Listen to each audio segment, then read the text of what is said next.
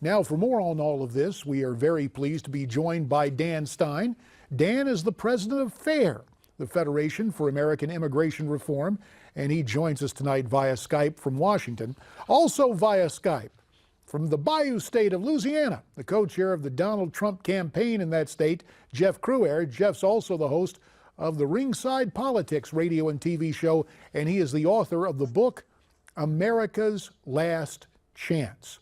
So, we heard some tough talk from Mr. Trump, but earlier today, he was on Laura Ingraham's radio show, and once again, the word softening came up. Take a listen.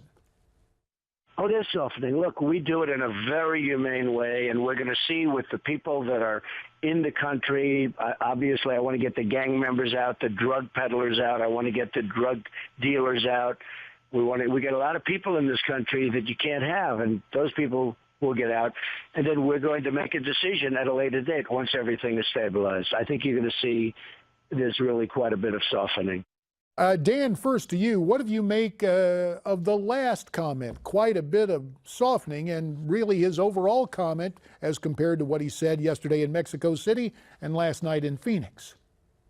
Well, JD, you know, we've been talking about immigration for years, and the speech that Donald Trump made in Phoenix last night was historic because of its breadth and sweep.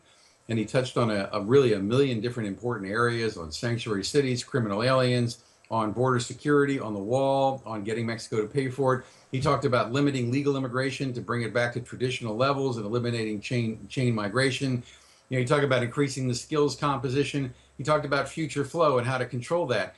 The only area where there seems to be any vacillation, and I don't know how helpful it is to really drill down on that specifically, is the reality that the process of removing aliens in the U.S. illegally is cumbersome, in part because both Barack Obama and other administrations have agreed to procedural process that means that it takes a long time to get an alien out of the country.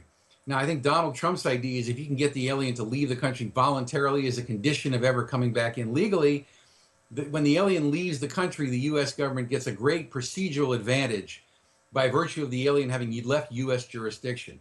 But he realizes that as a practical matter, if you try to round up and remove all illegal immigrants or aliens in 30, 40, 80 days or whatever, you have to have resources. You have to have immigration judges, immigration courts. And so it's obvious, as you said, it would be cumbersome, Dan. Now, Jeff, let me turn to you. Miranda mentioned it in her report, a new Fox poll asking voters how Trump's reported softer stance on immigration would affect their decision in November.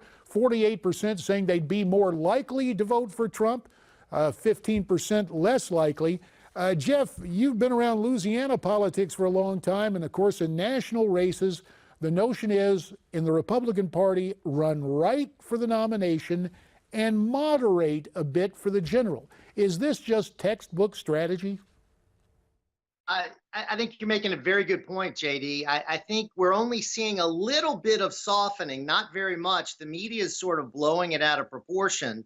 I thought the speech last night was pretty strong and pretty consistent with what he's been saying all these months. But we did see a little bit of softening on those that are here that are not committing additional crimes, the deportation of up to 15 million, who knows, whatever the number is.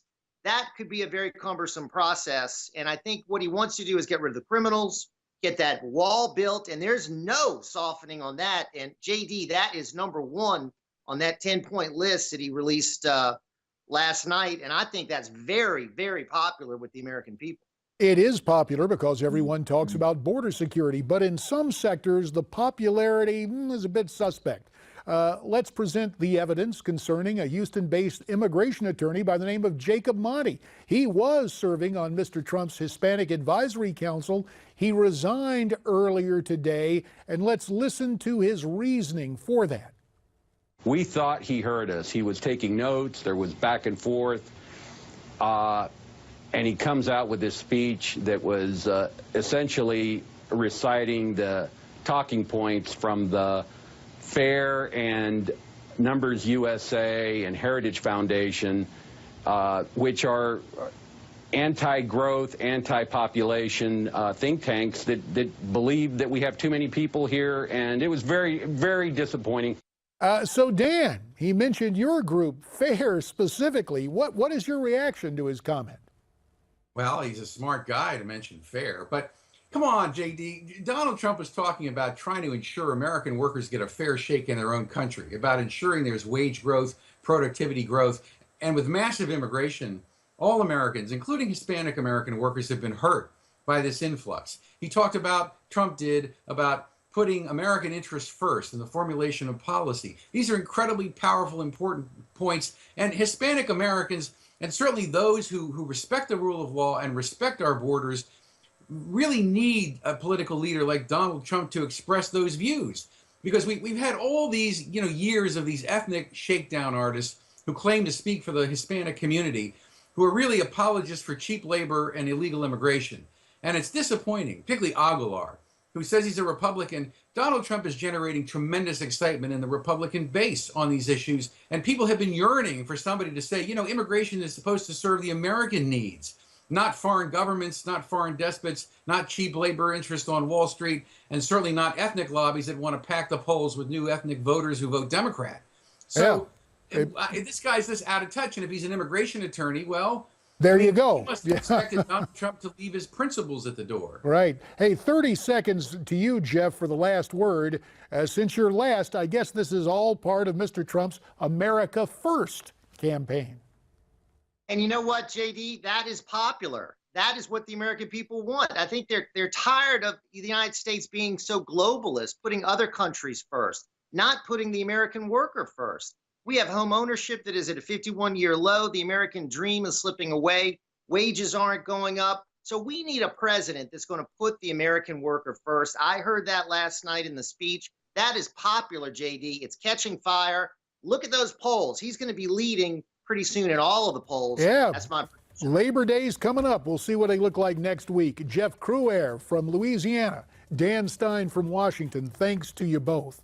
Now, coming up next, we will hear from a veteran who won a Republican primary for Congress in Florida. He's Brian Mast, and he's here to speak with us next.